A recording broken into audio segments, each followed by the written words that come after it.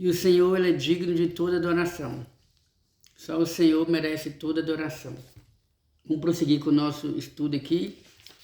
Como você que chegou agora, você que começou a ver o vídeo e não acompanhou o início, já foi logo pro meio, né? Porque nós seres humanos somos assim, ansiosos, né?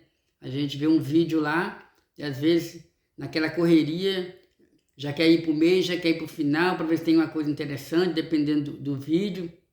Você que não acompanhou o início, nós estamos estudando a segunda lição da escola dominical. Estamos estudando esse trimestre sobre o livro do profeta Ezequiel, falando sobre a justiça divina e o plano de Deus para Israel e para a humanidade. Estamos aqui na segunda lição, falando sobre o fim. Quando? Ou seja, nós já falamos sobre esse comentário, nesse ponto, quando a palavra do Senhor nos diz que 1000 dias para Deus é como se fosse um dia. A ira de Deus veio sobre Judá, aproximadamente no ano 600 a.C. E a ira de Deus também tem vindo sobre a humanidade. Terremotos, doenças incuráveis e assim por diante. É a ira de Deus que tem sido demonstrado sobre o homem. Tudo isso por causa do pecado. Deus criou Adão e Eva para viver eternamente no jardim. Mas eles foram infiéis a Deus, desobedeceram ao Senhor. E diz a palavra de Deus que o pecado veio sobre eles. Eles foram tentados e após pecarem, se tornaram mortos espiritualmente. Existem no mínimo três tipos de respostas, 3 tipos de significado para a palavra morte. As 3 principais são essas: a morte física, a morte espiritual. A morte física é quando o ser humano deixa de existir aqui na Terra. A morte espiritual é quando o ser humano está vivo fisicamente, mas está morto espiritualmente. Ou seja, o ser humano tem olhos, mas não consegue enxergar a grandeza de Deus, a existência de Deus, o amor de Deus. Não consegue enxergar que ele está errado, que ele está no pecado, que ele está na maldição, que está no caminho da escuridão. Então essa pessoa está morto em seus pecados, como diz a palavra de Deus.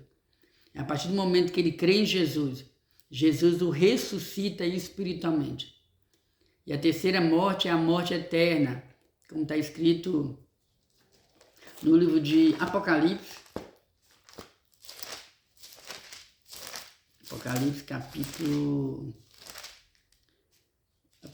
capítulo 20, a partir do versículo 11. Eu vou ler aqui o versículo 14, né? E a morte e o inferno foram... E a morte, Apocalipse capítulo 20, versículo 14. E a morte e o inferno foram lançados no lago de fogo. Essa é a segunda morte. Essa é a segunda morte. Então, que Deus tenha misericórdia de você, que Deus tenha misericórdia de mim, que Deus tenha misericórdia de nós. Como está a sua vida espiritual? Você está vivo espiritualmente ou está morto espiritualmente? Que Deus possa resplandecer a luz dele sobre mim e sobre você. Se você porque eu não vou te julgar, é apenas um alerta da parte de Deus, como mensageiro de Deus, como porta-voz de Deus, como embaixador de Deus, eu tenho obrigação de te falar. Se você que está me vendo nesse momento, se considera alguém que está morto espiritualmente, longe do Pai, longe de Jesus, longe do Espírito Santo, longe da Bíblia Sagrada, longe da igreja, longe do templo, longe da irmandade, que a Bíblia fala que nós somos um só corpo. Precisamos estar ali na congregação, reunido. Você sente, sobretudo, que existe um vazio dentro de você, é porque você está morto espiritualmente. Abrace Jesus nesse dia. Chegue para Jesus e fala: Senhor, eu reconheço que sou um pecador. Eu reconheço que preciso de Ti.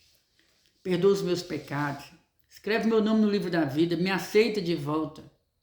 E Deus vai fazer uma obra na sua vida. Perdão, viu, irmãos? Esse Deus é um Deus misericordioso. A Bíblia fala que ele é longânimo, ele é tardio em irar. Vamos dar prosseguimento aqui. Vídeos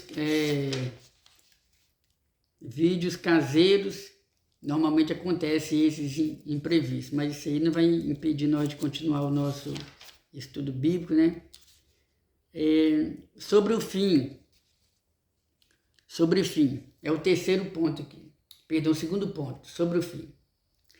A palavra fim vem do hebraico ketes, fim, destruição, ruína, morte, condenação. Trata-se de um substantivo usado em contexto de julgamento.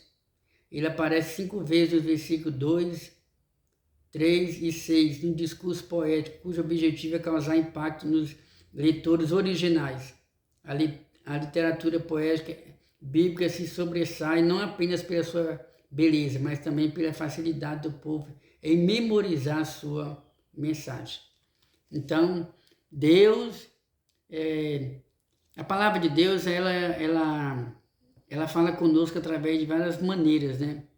Existe até uma matéria na teologia chamada hermenêutica. Grave essa palavra aí, hermenêutica. Hermenêutica é a arte de interpretar a Bíblia. Então a Bíblia, nós não interpretamos ela apenas no seu sentido literal, mas existem várias formas de você interpretar a palavra de Deus. Como, por exemplo, você pode, lendo a Bíblia, nós vemos várias linguagens, né? Como, por exemplo, linguagem figurativa, linguagem alegórica, linguagem literal ou literais. Existe estudo sobre tipos e antitipos, e assim por diante, profecias, poesias, tudo isso aí é a palavra de Deus. Então Deus ele tem as suas maneiras de falar, e ele falava com o povo de Israel em uma linguagem que eles conseguiam entender. Hoje também Deus tem suas maneiras de falar, e Deus fala sempre numa linguagem que o ser humano consegue entender. O salmista ele diz que os céus declaram a existência de Deus. Lembra que o Senhor Jesus ele usou muito esses métodos de transmitir a sua palavra? No tempo de Jesus Cristo, ele falava, no tempo que Jesus esteve aqui como homem, porque como Deus ele sempre existiu. Aleluia! Como Deus, Jesus sempre existiu, mas como homem ele esteve aqui há cerca de 2000 anos atrás. A palavra de Deus, o apóstolo Paulo, ele escrevendo para os crentes de Roma, os crentes filipenses, né? Ou os crentes de Filipe, o apóstolo Paulo ele escreve na sua carta dizendo